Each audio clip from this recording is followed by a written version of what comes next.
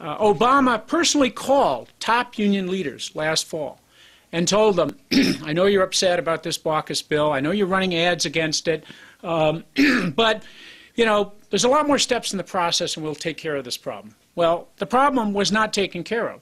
The Senate leadership version of this bill, the Harry Reid version, raised the caps on this, the threshold numbers on this excise tax scheme a little bit. And then Obama and all his top economic advisors came out and strongly supported it, said this was a key financing feature of the bill, and they wanted to keep it in the bill. And like good soldiers, all our top officials in the middle of January went over, trooped over to the White House, engaged in a night-long negotiating session to make this poison pill more palatable, right? By postponing its impact, carving out certain occupational exceptions, leaving unorganized workers in the lurch. And guess what? Word of this deal did not reach union members in Massachusetts in time, right? Because a month ago, the night they drove Olefka down, January 19th, by a margin of 49 to 46%, union households in Massachusetts voted for a Republican, Scott Brown, in large numbers because he was against taxing our benefits. And the Democrat, supported by organized labor, Martha Coakley, uncritically embraced Obama's plan, which, with this tax penalty, basically would still penalize the better employers like AT&T and Verizon, who under duress, under the pressure from union members like folks in this room, have provided benefit plans that would soon be affected by this excise tax scheme. You know, the AFL-CIO did a poll after this fiasco on January 19th, which cost us the 60-vote, you know, filibuster-proof supermajority in the Senate that was necessary for EFCA, for nominating pro-labor folks to the National Labor Relations Board.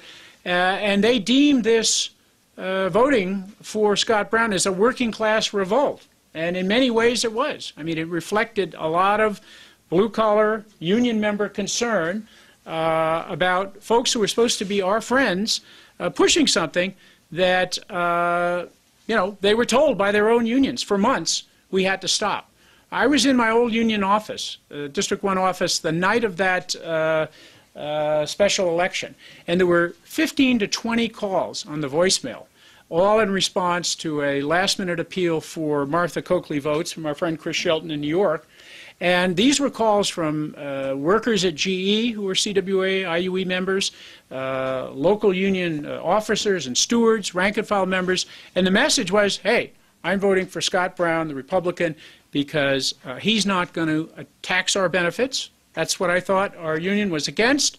And, you know, why are you sending me a letter urging me to vote for the lady, as they called her, who's in favor of taxing union members' benefits? So a major cock-up, to say the least. And what we now see is that the 3 or 4 month window of opportunity where there were 60 votes to pass EFCA in some fashion, when there was an appointee warming the chair left by the late Ted Kennedy, that window has slammed shut. And, you know, we can't even get a former union lawyer appointed via recess appointment so far to the NLRB. What's our plan B? I would not wait for one to come from inside the Beltway. Quite frankly, I think we at the grassroots, through events like we're sponsoring up in Boston in a week or so, at Labor Notes, Jobs with Justice Troublemaker School, through the National Labor Notes Conference, I mean, I think we've got to go back to the drawing boards and develop our own fallback plans here. Clearly, we need to go back to the bargain to organize strategy that involves building targeted, comprehensive campaigns for card check, for neutrality, for access, for employee lists, for free and fair elections, whatever we can get by banging on private sector employers where we still have the strength to do that, to get them to butt out of representation decisions involving their non-union workforce. This is not going to be easy. We know how hard it was and how long it took to win organizing rights agreements that leveled the playing field, first at Singular, then AT&T Wireless. We know that we struck for 2 weeks at Verizon, 75,000 workers in 2000. We thought we had a deal that would enable us to organize Verizon Wireless, and between 2000 and 2004, the company made a mockery of that organizing rights agreement, closed 3 call centers in the Northeast. To this day, we have no more Verizon Wireless workers under contract, CWA or IBW, than either union did 10 years ago.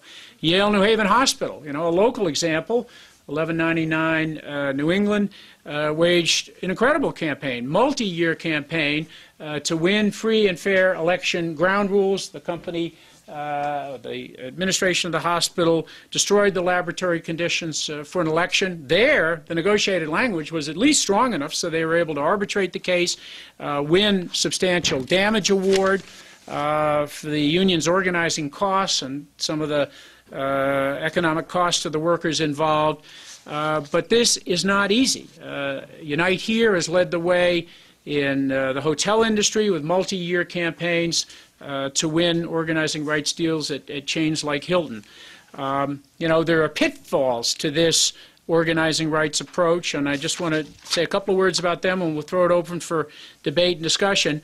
One problem, and this again is something that 1298 organizers and leaders have personally experienced, is that there are those among us who want to basically give away the store to get a foot in the door.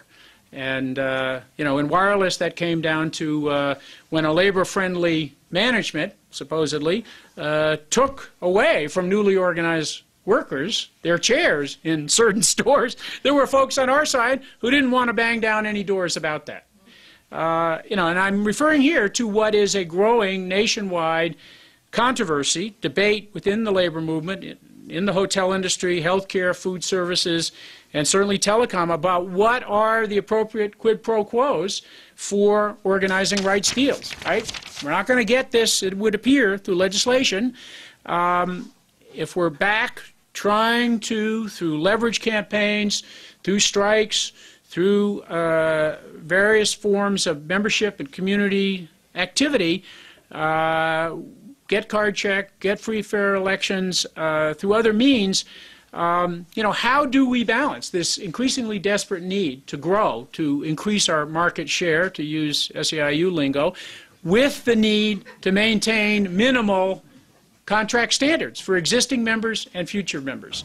If we make too many first contract concessions without even consulting the workers who might be affected by them, are any of our unions going to be still regarded as vehicles for real advancement of workers' interests and any increase in justice on the job? I mean, these are difficult questions.